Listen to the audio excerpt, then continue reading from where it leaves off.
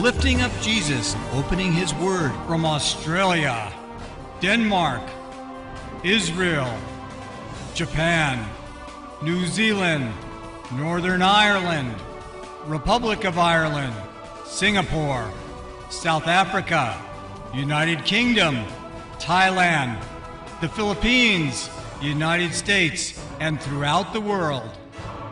You're watching Moriel TV.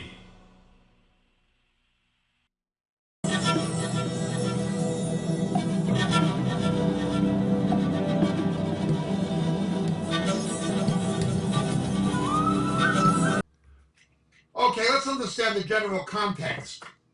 Jesus, elsewhere in Matthew's Gospel, earlier in chapter 12, identifies his brethren, as it were, as the one or the ones who do the will of his Father. Those are his brethren.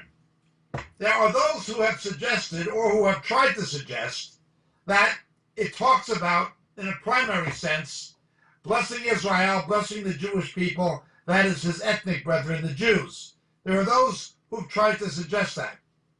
However, Matthew 12:48, he makes it clear. The one who's telling him said, "Who is my mother and who are my brothers?"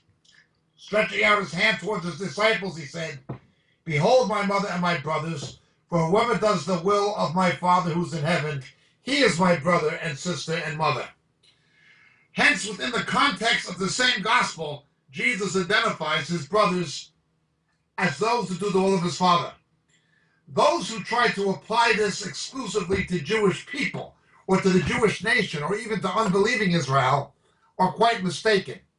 This is not to deny that the Lord has a special love for Israel, and has a prophetic purpose, and a salvation purpose, even for unbelieving Israel. Prophetically, he certainly does.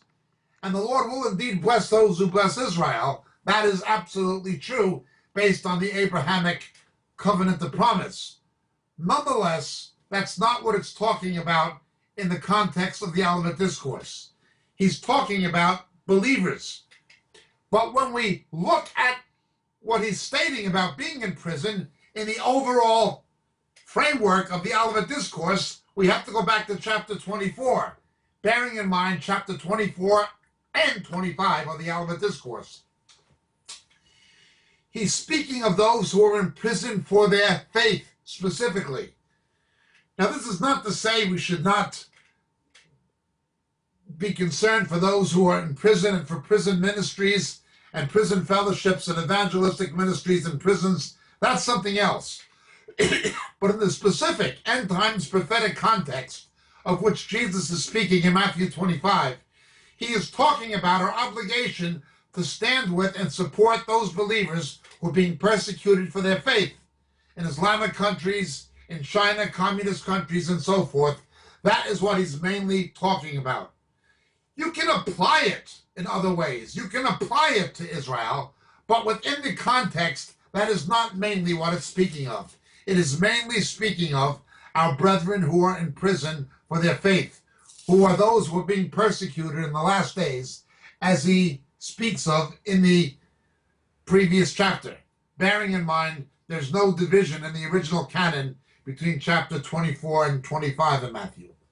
Hence, his brothers are other believers, and those in prison are those who are in prison for their faith, with a specific or particular emphasis on the last days.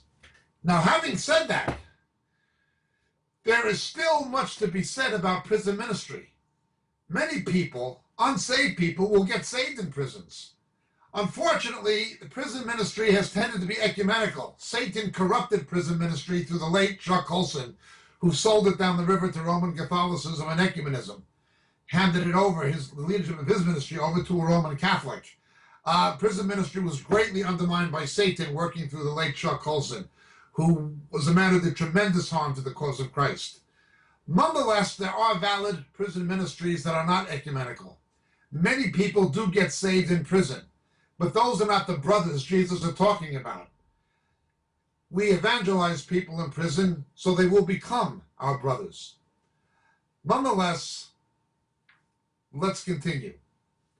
The Olivet Discourse has to be understood as a continual unit.